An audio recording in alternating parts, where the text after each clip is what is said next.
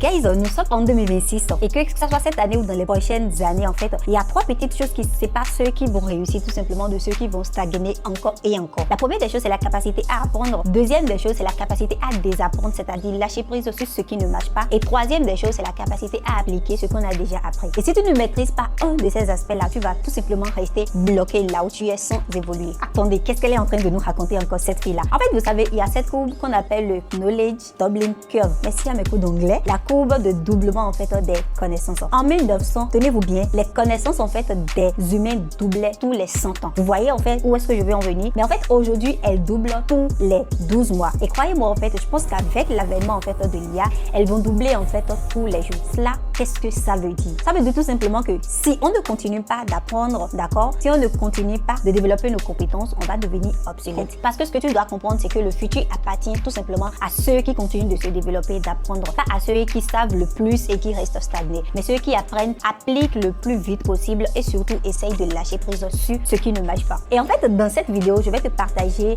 3 à 4 compétences que moi-même je suis en train d'apprendre en tant que jeune femme qui veut devenir millionnaire en dollars, bien sûr, mais surtout en fait ce que j'applique au quotidien qui me permettent de me développer tout simplement. Car ce sont des compétences qui changent ma vie depuis 2024, début 2025. Ce ne sont pas juste en fait des choses random que j'ai trouvées un peu sur internet, mais j'ai dû en fait faire le point sur ce qui change réellement dans ma vie. Et en fait, c'est des choses qui font une vraie différence dans ce que je fais aujourd'hui et de qui je suis en train de devenir, que ça soit dans ma vie personnelle ou encore dans mon business. Et peut-être que ça va le faire aussi dans ta vie si tu appliques cela. Mais en fait, avant cela, jingle.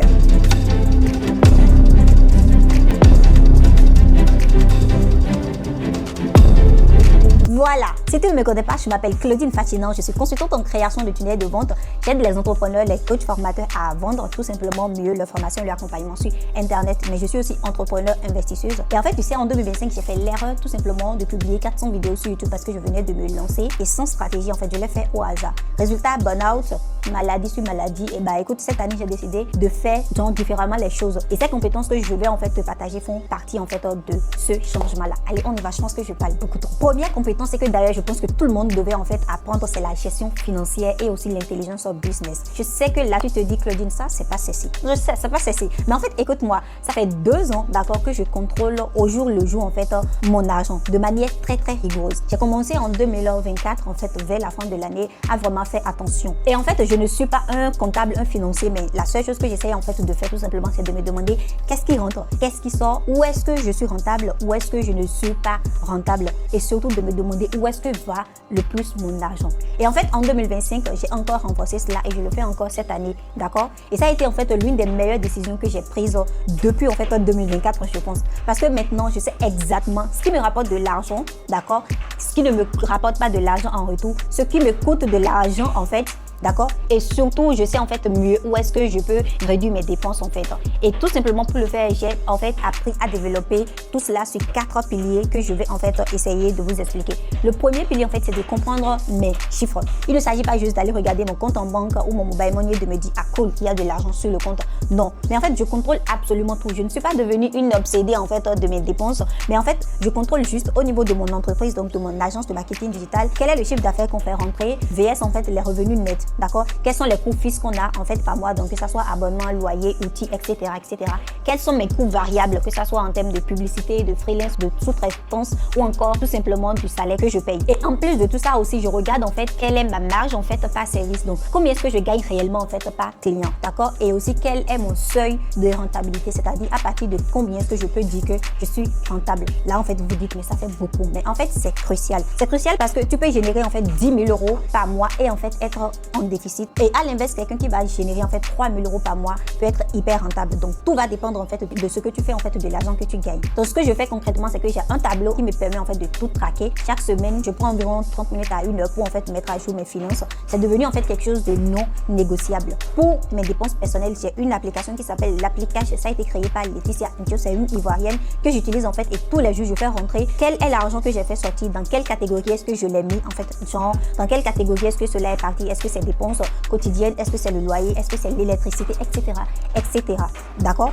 J'ai aussi une rubrique en fait qui me permet de faire rentrer qu'est-ce que je fais rentrer tous les jours pour que à part ici à la fin de la semaine je vais faire en fait le compte sur mon tableau de gestion, en fait je le fasse plus simplement. Mais en plus de ça, je pense que l'application me permet aussi de mettre en fait des objectifs d'épargne que j'essaye de faire en fait dans différents comptes, et après quand je l'atteins, à chaque fois que je fais rentrer en fait de l'argent sur une application en fait ou quelque part en fait pour de l'investissement, je le note sur l'application, et donc ça me permet en fait d'avoir une vue globale dès que je rentre dedans. Surtout je sais que les chiffres c'est pas sexy en fait, je sais que ça en fait beaucoup, mais je trouve que c'est essentiel, surtout quand on aspire en fait à devenir riche. Il faut comprendre en fait surtout ces chiffres. Le deuxième pilier ici en fait dans la maîtrise de la gestion financière en fait, c'est d'investir intelligemment. En 2024, j'ai fait pas mal d'investissements mais qui n'ont pas donné de résultats. J'ai perdu beaucoup d'argent. Pourquoi? C'est tout simplement parce que j'investissais, d'accord, dans des choses que je ne maîtrisais pas, absolument pas. Donc je me lançais tout simplement sans vraiment comprendre en fait dans quoi est-ce que je mettais mon argent. Et en fait, en 2025, j'ai décidé de faire autrement. Donc cette année aussi, je vais le faire comme ça. C'est que j'investis différemment. J'investis seulement dans des domaines que je maîtrise ou que je peux facilement en fait maîtriser ou apprendre en fait. Troisième pilier, quand on parle surtout de gérer en fait ses finances, c'est de pouvoir diversifier en fait ses sources de revenus. Ici en fait, il faut construire plusieurs sources de revenus. Les gens disent qu'il faut en avoir 7 points de début. Mais point de début, je pense que si on peut commencer déjà par en avoir 3 ou 4 en fait, d'accord, je pense que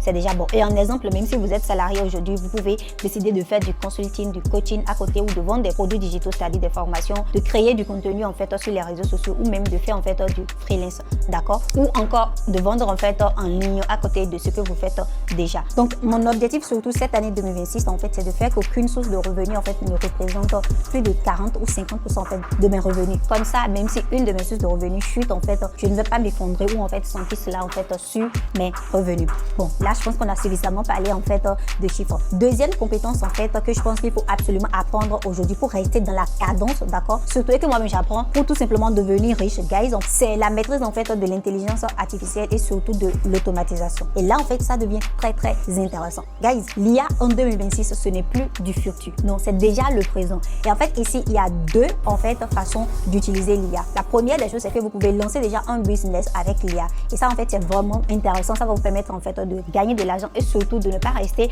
en laisse en fait de tout ce qui se passe dans le monde aujourd'hui. On est dans un monde en fait qui change constamment et qui évolue constamment. Donc pour rester dans la cadence et ne pas mourir, vous pouvez déjà lancer un business avec l'IA. Ça ne va pas quitter la mode. C'est pas la mode parce que c'est quelque chose qui va perdurer encore dans les années à venir. Vous pouvez créer des services d'automatisation pour des entreprises. Vous pouvez créer en fait des chatbots personnalisés. Vous pouvez générer en fait du contenu avec l'IA, donc des vidéos, des images, des tests, ou encore utiliser en fait des outils low-code avec l'IA pour créer des sites, etc., etc. Honnêtement, en fait, c'est le futur. Et en fait, les entreprises aujourd'hui cherchent des gens qui savent faire cela afin de les aider à simplifier en fait leur processus interne. L'option 2, c'est d'apprendre des compétences avec l'IA. Ici, en fait, ce que vous allez faire, c'est de plutôt utiliser l'IA, d'accord, pour apprendre des compétences qui sont très demandées à part les compétences de l'IA. En termes de compétences, moi, en fait, ce que j'apprends aujourd'hui, c'est la création de vidéos avec l'IA. Donc, il y a des outils comme Sora, des outils comme Descript, Runway, CapCut, etc., etc.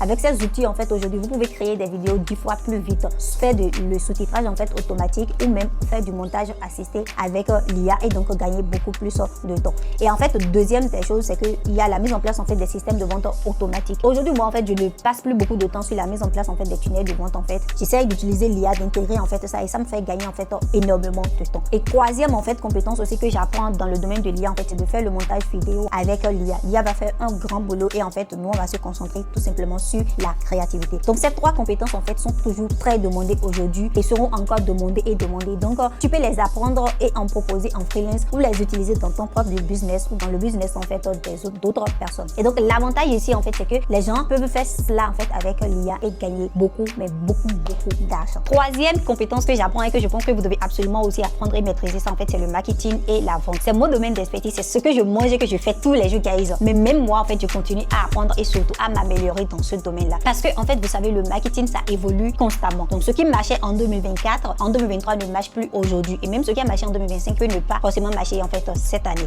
Donc, en 2026, surtout, je me concentre en fait sur trois piliers en fait d'apprentissage dans ce domaine-là. Et la première des choses, c'est d'apprendre encore plus tout ce qui est copywriting, mais surtout la psychologie en fait humaine. Le copywriting, en fait, on dit que c'est là en fait d'écrire pour vendre sans manipuler, sans forcer. Juste en fait en comprenant donc ton audience et aussi en parlant en fait à ses besoins les plus profonds. Et pour parler aux besoins les plus profonds de l'homme, en fait, il faut comprendre comment est-ce que la personne réfléchit, sa psychologie et tout ça. Parce que c'est vraiment essentiel. Tout ce que vous voyez sur les réseaux sociaux se vend avec des mots. Donc que ce soit ton site internet, tes emails, tes vidéos, tes posts sur les réseaux sociaux, tes pages de vente ou autres en fait, si tu ne maîtrises pas en fait les mots, si tu ne maîtrises en fait pas les ventes, tu vas tout simplement échouer. Donc aujourd'hui en fait, je me concentre beaucoup plus en fait sur la psychologie en fait derrière les achats, les émotions en fait de l'homme. Pourquoi est-ce que l'homme réagit de telle ou telle manière? Comment lui parler pour l'amener à acheter? Donc et aussi je me concentre aussi sur comment raconter des histoires qui convertissent. Et d'ailleurs en termes de ressources ici en fait, vous pouvez lire en fait le livre de Robert, je pense Cialdini, d'accord? Je pense que c'est influence et manipulation, d'accord? Ça va beaucoup en fait vous aider. Deuxième pilier dans le domaine en fait d'apprentissage de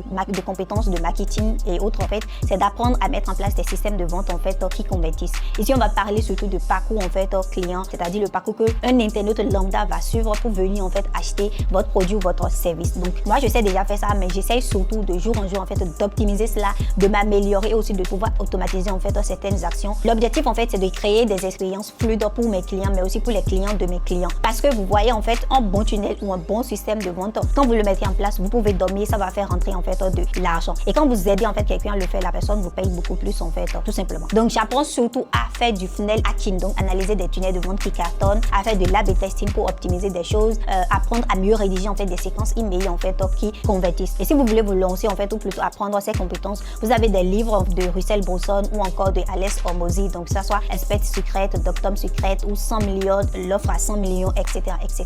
Donc honnêtement, je vous conseille aussi de vous pencher parce que quand vous savez vendre, quand vous pouvez comprendre la psychologie de l'humain et en fait l'amener en fait à passer à l'action ou influencer en fait son comportement, vous avez absolument tout gagné. Et ça va vous faire gagner en fait beaucoup d'argent, que ça soit maintenant ou encore dans les années à venir. Troisième pilier ici en fait aussi, c'est d'apprendre en fait tout ce qui est la stratégie de contenu. Ici en fait, je parle surtout de deux types en fait de stratégies que moi j'essaye en fait d'apprendre. C'est d'apprendre à maîtriser tout ce qui est contenu organique, c'est-à-dire gratuit. Donc que ça soit sur Facebook, TikTok, Instagram, LinkedIn en fait. Ici, on est d'accord que tu peux créer du contenu qui va attirer en fait de l'audience naturellement. Mais si tu ne maîtrises pas comment le faire, tu vas en fait juste passer inaperçu. Donc moi, j'apprends aujourd'hui à identifier les sujets que mon audience cherche le plus, à optimiser cela en fait de temps en temps aussi, en fait de jour en jour surtout, à créer des séries de vidéos en fait interconnectées ou encore à créer des contenus interconnectés en fait pour pouvoir transformer en fait ces viewers, c'est-à-dire mon audience en leader qualifié afin de leur vendre quelque chose après en fait. À part ça, deuxième stratégie, c'est la mise en place de tout ce qui est publicité sur les réseaux sociaux, Instagram, Facebook, YouTube Ads. Ici en fait, tu vas payer un réseau social en fait pour pouvoir atteindre ton objectif, on va dire plus rapidement. Donc j'apprends surtout à créer des publicités qui convertissent. C'est vrai que je savais faire ça, mais honnêtement cette année j'ai déjà lancé je pense 2 ou 3 fois en fait de la publicité moi-même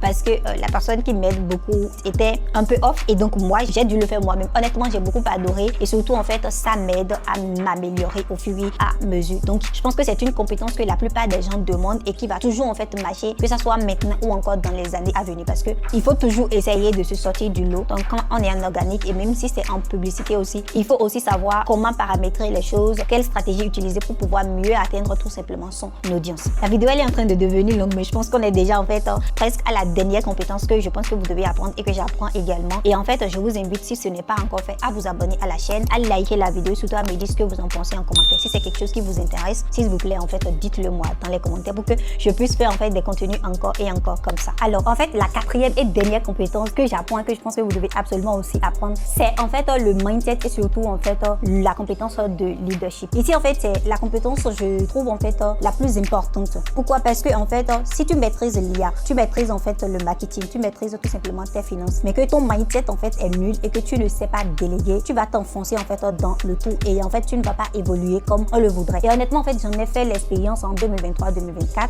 mais aussi un peu en 2025 et en fait les 2 dernières années j'ai été accro au travail, même si en fait j'avais en fait des collaborateurs qui m'aidaient. Honnêtement en fait ça a été vraiment difficile pour moi en fait de lâcher prise en fait sur certaines choses. Je voulais en fait absolument tout contrôler, tout faire moi-même. Je suis quelqu'un de très indépendante en fait et je ne suis pas forcément ouverte au fait qu'on m'aide en fait, mais le résultat c'est que j'ai fait un burn-out et en fait cette année j'apprends en fait à passer du mode hustle au mode CEO girl. En fait c'est quoi la différence entre un hustle et aussi un CEO? C'est que le hustle ici en fait va travailler dans son business, d'accord, faire tout lui-même en fait, ne peut pas déléguer ou bien même quand on délègue en fait on pense que la personne ne fera pas en fait comme nous-mêmes on le ferait en fait. Donc ici en fait la personne va courir en fait un peu partout et s'épuiser, va confondre l'activité et aussi la productivité, alors que le CEO ici en fait va travailler sur son business, donc va déléguer en fait ce qui peut l'être, prendre des décisions vraiment stratégiques et surtout arriver en fait à construire durablement un écosystème en fait qui va perdurer en fait dans le temps. Donc ici il faut apprendre en fait à se concentrer sur ce qui a le plus d'impact, d'accord. Honnêtement en 2024-2025, j'étais en mode hustle, d'accord? Faire 400 vidéos, plusieurs projets à la fois. Je déléguais, mais sans toutefois déléguer, je courais derrière en fait mes collaborateurs. Désolé guys, honnêtement, c'était pas moi en fait. Résultat, épuisement total. Donc cette année, je passe en fait au mode SEO. Je vais faire moins de vidéos, d'accord? Mais en fait des vidéos très ciblées qui vont contenir énormément en fait de valeur. Je vais déléguer. D'ailleurs, je délègue en fait le montage vidéo depuis. Même la gestion admin, je ne le fais plus comme je le faisais. L'objectif en fait ici, c'est de me focuser en fait sur la stratégie que sur l'exécution. Genre, c'est ce que je fais tout simplement cette année. Je pense que toute personne en fait qui veut vraiment durer en fait dans le temps, gagner de l'argent sur le long terme, surtout et construire en fait une richesse vraiment durable en fait, devra aussi apprendre à faire cela au lieu d'être dedans en fait. Donc ce que j'apprends concrètement en fait, c'est de déléguer totalement. J'en fais confiance et lâcher prise, accepter que ce qui ne sera pas fait exactement en fait va être juste comme ça et que je ne peux pas en fait contrôler en fait absolument tout. J'apprends aussi à prendre des décisions vraiment stratégiques, donc dis non à 90% en fait des personnes qui me sollicitent aujourd'hui. Je pense que j'ai annulé depuis le début de l'année sur les presque 30 appels que les gens ont réservés sur mon calendrier. J'ai annulé en fait, je pense minimum 25 et j'en ai pris seulement 5. Tout simplement parce que j'étudie mieux les projets et je prends en fait des décisions qui vont me permettre en fait de mieux gérer mon agence, de me gérer moi-même et surtout de gagner plus d'argent en fait tout en travaillant moins. Donc je dis oui à très peu de projets en fait qui comptent vraiment pour moi et qui me font en fait aussi du bien de travailler dessus. Troisième des choses, c'est que je construis en fait des systèmes. Tout ce que je dois en fait faire aujourd'hui moi-même en fait, je le fais tout simplement avec l'IA et aussi j'essaye de documenter cela plus facilement afin que je puisse déléguer ça dans les mois à venir. Et aussi j'essaie de protéger mon avenir. J'apprends à dire non, ce que je ne savais pas faire. Genre je dis non aux appels inutiles. Je dis non en fait à des choses qui ne m'aident pas. Bloquer en fait des deep work, c'est-à-dire quand je me réveille le matin, je peux travailler pendant 4 heures en fait sans interruption et après je fais ce que je veux en fait du reste en fait de mon temps. Et en fait aussi j'apprends à mieux dormir en fait pour pouvoir me sentir bien dans mon corps. Quoique juste là ça ne va toujours pas encore bien. Mais honnêtement j'essaie de lâcher prise en fait sur certains éléments comme ça. Et donc ça va me permettre de mieux me sentir dans mon corps et donc d'être beaucoup plus productive parce que c'est ça l'objectif, parce que je vais gagner beaucoup d'argent cette année sans travailler beaucoup plus que je n'en ai fait l'année dernière. Et donc voilà en fait les 4 compétences que j'apprends et que j'applique en fait depuis l'année dernière, que je vais aussi encore appliquer cette année. Donc on va parler de gestion financière et intelligence business. Ici on va comprendre en fait ces chiffres, investir en fait intelligemment, mais surtout arriver à diversifier en fait ses sources de revenus. Deuxième des choses en fait, c'est l'intelligence artificielle et tout ce qui est automatisation, donc que ça soit le prompt engineering, que ça soit en fait l'automatisation ou en fait des compétences vendables pour pouvoir se faire un masseur d'argent. Et en fait troisième en fait des choses, c'est marketing et vente, copywriting, stratégie de contenu, tunnel de vente, système de vente, etc.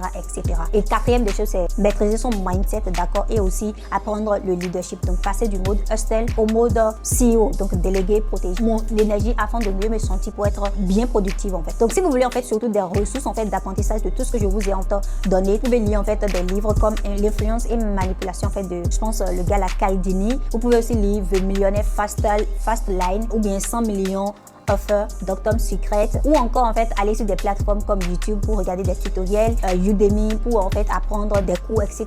Utiliser des outils comme ChatGPT, Describe, CapCut, Sora, etc. ou encore Make et Zapier.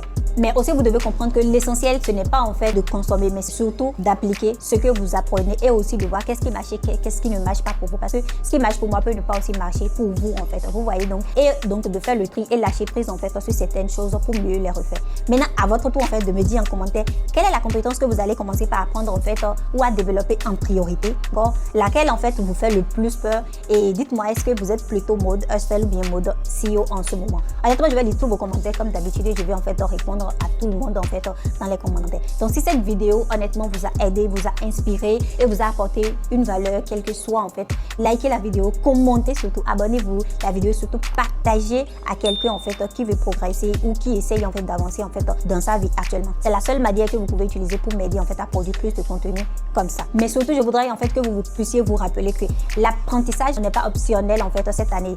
Et ça ne le sera même pas en fait. C'est une nécessité. Mais on ne se contente pas en fait d'apprendre, mais il faut appliquer, d'accord? Donc bon apprentissage à vous, bonne année encore une fois à vous. J'espère qu'on va tous réussir. On se retrouve dans une prochaine vidéo. Bisous!